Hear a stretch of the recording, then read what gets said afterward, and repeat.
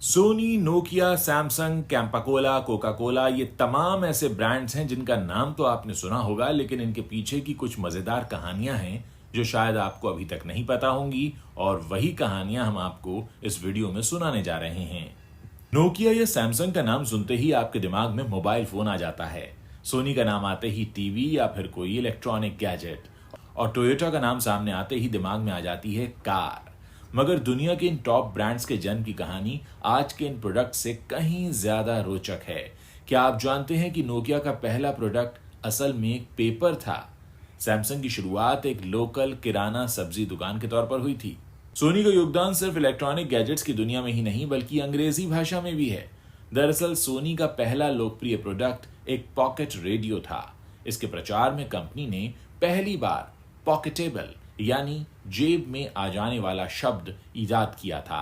बाद में इस शब्द को अंग्रेजी डिक्शनरी में शामिल करना पड़ा। दुनिया के कई टॉप ब्रांड्स की शुरुआत उनकी आज की तस्वीर से बिल्कुल अलग थी। उनकी कहानी कहीं और से शुरू हुई थी और फिर एक टर्निंग पॉइंट पर कंपनी ने अपना रास्ता बदल लिया। उसी टर्निंग पॉइंट की वजह से वो आज के इस मुकाम तक पहुंच पाए हैं। आइए जानते हैं दुनिया के ऐसे ही चर्चित 5 ब्रांड्स के शुरुआत की कहानी। आपको जानकर हैरानी होगी कि कोका कोला नपुंसकता की दवा के तौर पर सबसे पहले बेची गई थी। जी हां, कोका कोला ड्रिंक का मूल फार्मूला जॉन पेम्बर्टन ने बनाया था। पेम्बर्टन अमेरिकन सिविल वॉर में घायल हुए थे। इलाज के दौरान दी जाने वाली मॉर्फिन बाद में उनकी लत बन गई। उन्होंने 1885 में इस लत की दवा के तौर पर एक ड्रिंक बनाया। इसका नाम पेम्बर्टन फ्रेंच वाइन कोका था। इस अल्कोहलिक ड्रिंक में कोका की पत्तियों का रस था। अफ्रीकी कोला नट्स इसके कैफीन का स्रोत थे। जब शराबबंदी हुई तो कार्बोनेटेड ड्रिंक बनाया गया। जी हां, 1886 में अमेरिका के अटलांटा राज्य में शराबबंदी डिक्लेयर की गई तो पेम्बर्टन ने अपने ड्रिंक को नॉन अल्कोहलिक बना दिया और नई ड्रिंक का नाम रखा कोका कोला। अटलांटा के जॉर्जिया में जैकब्स फार्मेसी में 8 मई 1886 को पहली बार कोका कोला बेचा गया। पेम्बर्टन इसे पेटेंट मेडिसिन के तौर पर बेच रहे थे। उनका दावा था कि इससे नपुंसकता, सिरदर्द, बदहजमी और नर्व डिसऑर्डर्स ठीक हो जाते हैं। ये ड्रिंक तब दवा की दुकानों पर करीब ₹3.5 का एक ग्लास बेचा जाता था। कोका कोला ने पहली बार मार्केटिंग के लिए फ्री कूपन्स की भी शुरुआत की। सोनी का पहला प्रोडक्ट इलेक्ट्रिक राइस कुकर था। जी हां, जापान का पहला टेप रिकॉर्डर भी सोनी ने ही बनाया था। मसारू इबुका और अकियो मोरिता, इन 2 लोगों ने 1946 में सोनी कंपनी की शुरुआत की। पहले इसका नाम था टोक्यो टेलीकम्युनिकेशंस इंजीनियरिंग कॉरपोरेशन। ये कंपनी इलेक्ट्रिकल प्रोडक्ट्स पर काम कर रही थी। इनका पहला प्रोडक्ट एक इलेक्ट्रिक राइस कुकर बनाया गया। हालांकि ये कभी भी लोकप्रिय नहीं हुआ। जापान का पहला टेप रिकॉर्डर इसी कंपनी ने बनाया था। आपको जानकर हैरानी होगी कि सोनी कंपनी अंग्रेजी अक्षरों में नाम वाली पहली जापानीज कंपनी थी। जी हां, अमेरिका में मार्केटिंग के लिए रोमन लिपि में नाम चाहिए था। कंपनी के इनिशियल्स टीटीके या टेलीटेक पर विचार किया जा रहा था। टीटीके नाम से एक जापानीज रेल कंपनी पहले से ही मौजूद थी। टेलीटेक नाम से एक अमेरिकन कंपनी भी मौजूद थी। बाद में अकियो मोरिता ने सोनी नाम चुना। ये नाम लैटिन सोनस और अंग्रेजी के शब्द सोनी का मिश्रण था। सोनस से ही अंग्रेजी के साउंड शब्द की उत्पत्ति हुई है।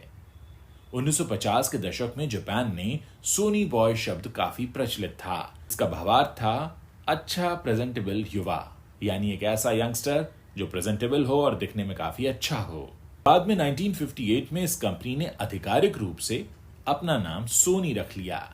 सोनी ने अपने रेडियो के प्रचार में अंग्रेजी भाषा को एक नया शब्द दे दिया। सोनी के ट्रांजिस्टर रेडियो जापान में काफी लोकप्रिय थे। TR-63 पॉकेट रेडियो अमेरिकन बाजार पर भी छा गया था। ये छोटा सा रेडियो यूजर्स की पॉकेट में आसानी से आ सकता था। प्रचार में से पॉकेटेबल रेडियो कहा गया। उस समय तक पॉकेटेबल नाम का कोई शब्द था ही नहीं। ये रेडियो इतना लोकप्रिय हुआ कि बाद में पॉकेटेबल शब्द अंग्रेजी डिक्शनरी का हिस्सा बन गया। अब बात करते हैं नोकिया की। आपको जानकर हैरानी होगी कि नोकिया कंपनी की शुरुआत कागज बनाने से हुई थी। जी हां, टॉयलेट पेपर्स बनाया करता था नोकिया ब्रांड। अब आपको बताते हैं कि इस कंपनी की स्थापना कैसे हुई। माइनिंग इंजीनियर फ्रेडरिक इडेस्टाम ने 1865 में एक कागज मिल खोली। 1868 में फिनलैंड के नोकिया में उन्होंने दूसरी मिल खोली। बाद में लियो मिचोलन के साथ मिलकर इन्होंने एक नोकिया कंपनी की शुरुआत की।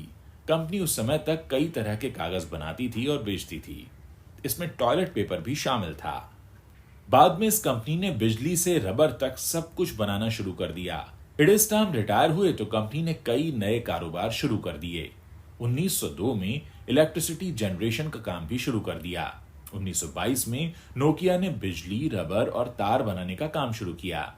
1967 आते आते नोकिया ने अपना एक अलग इलेक्ट्रॉनिक्स का डिवीजन बना लिया और बाद में फिनलैंड की सेना के लिए भी उपकरण बनाने शुरू कर दिए। शायद आप नहीं जानते होंगे कि पहला अंतर्राष्ट्रीय सेलुलर नेटवर्क यानी पहली जीएसएम कॉल भी नोकिया ने ही दी थी। 1981 में नोकिया ने पहला इंटरनेशनल सेलुलर नेटवर्क बनाया।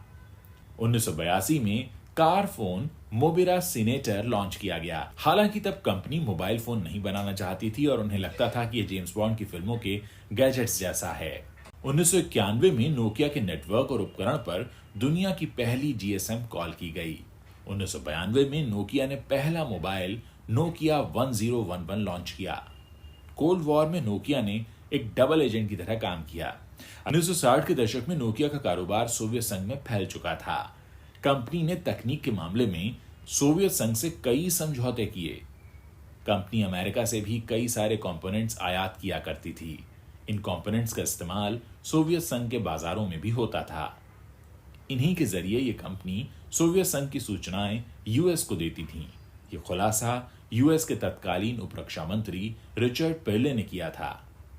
सोनी के बाद अब बात करते हैं सैमसंग की, जिसकी शुरुआत हुई थी मछली, सब्जी और फल बेचने वाली एक छोटी सी दुकान से। सैमसंग कंपनी की शुरुआत में सिर्फ 40 लोग इसमें नौकरी किया करते थे।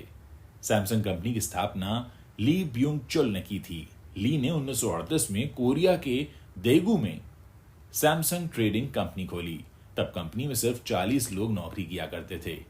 ये कंपनी सूखी मछली और किराने का सामान बेचती थी। 1947 तक ये कंपनी इंश्योरेंस और रिटेल समेत कई सारे सेक्टर्स में आ गई थी। 1960 के दशक में शुरू किया गया सैमसंग का इलेक्ट्रॉनिक्स कारोबार। सैमसंग ने 1960 के दशक में इलेक्ट्रॉनिक्स का अलग डिवीजन शुरू किया। 1980 तक इस डिवीजन में सैमसंग ने बहुत भारी निवेश किया। 1992 तक इस कंपनी ने इंटेल के बाद अपनी सबसे बड़ी चिप बना दी। 1995 आते आते कंपनी का अपना पहला एलसीडी स्क्रीन भी आ चुका था। 2007 और 2008 में सैमसंग ने स्मार्टफोन्स बनाने शुरू किए। 2012 में सैमसंग ने नोकिया को पछाड़कर अपना नाम दुनिया की सबसे बड़ी फोन निर्माता कंपनी के तौर पर स्थापित कर लिया।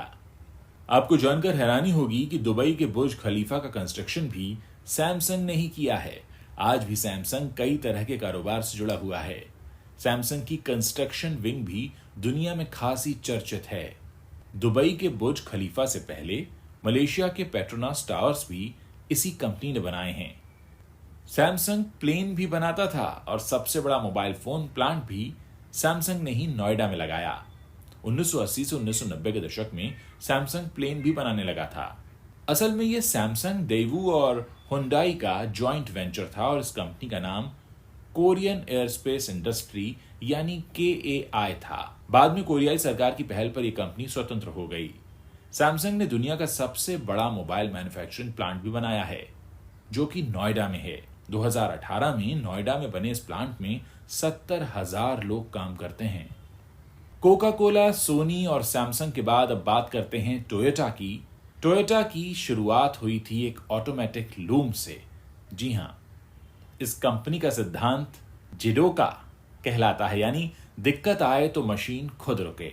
1924 में साकेची टोयोटा ने ऑटोमेटिक लूम बनाया था। उनकी कंपनी का नाम टोयोटा ऑटोमेटिक लूम वर्क्स था। यह कंपनी सिद्धांत जिडोका पर आधारित एक मशीन थी। यह सिद्धांत अब कंपनी के हर प्रोडक्ट पर लागू होता है। 1929 में मशीन का पेटेंट ब्रिटेन के प्लैट ब्रदर्स को बेच दिया गया था। टोयोटा के संस्थापक साकेची के बेटे ने अमेरिका जाकर कार निर्माण को देखा और उसके बाद ये कंपनी ऑटोमोबाइल सेक्टर में जापानीज सरकार की रिक्वेस्ट पर उतर गई। साकिची तोयोदा के बेटे किचिरो अमेरिका गए और अमेरिका में कार निर्माता कंपनियों का काम उन्होंने बहुत करीब से देखा। 1934 में इस कंपनी ने कार निर्माण की आधिकारिक घोषणा कर दी और पहला कार प्रोटोटाइप इन्होंने 25 सितंबर 1934 को बनाया था, जिसका नाम था A1। उस वक्त टोयोटा कार के बजाय ट्रक निर्माण पर ज्यादा फोकस कर रही थी। उस दौरान कंपनी ने G1 ट्रकों का निर्माण और बिक्री शुरू कर दिया था। 1936 की बात है, इस कंपनी ने अपनी पहली sedan car model AA launch की। कंपनी के ट्रक और कार दोनों की कीमत फोर्ड और जनरल मोटर्स से कम रखी गई थी।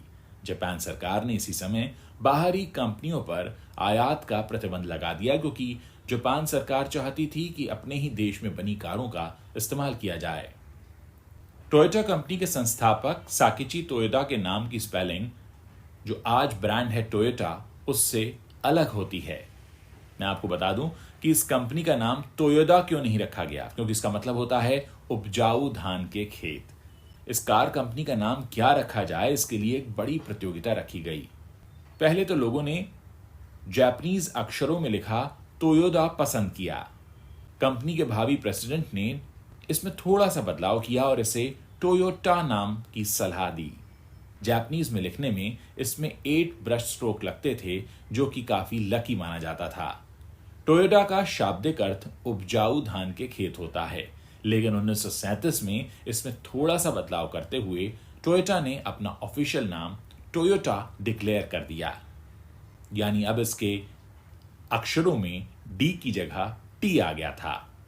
कहा जाता है कि यह काफी लकी माना गया और इसीलिए आज टोयोटा दुनिया भर में अपनी कारें और ट्रक बेच रहा है। उम्मीद है आपको अपने फेवरेट ब्रांड्स के बारे में इतनी मजेदार जानकारी जानना अच्छा लगा होगा। अगर आगे भी आप इस तरह के वीडियोस देखना चाहते हैं तो इस चैनल को सब्सक्राइब कर सकते हैं और साथ ही अगर ये वीडियो पसंद आया हो तो इसे शेयर करना मत भूलिएगा।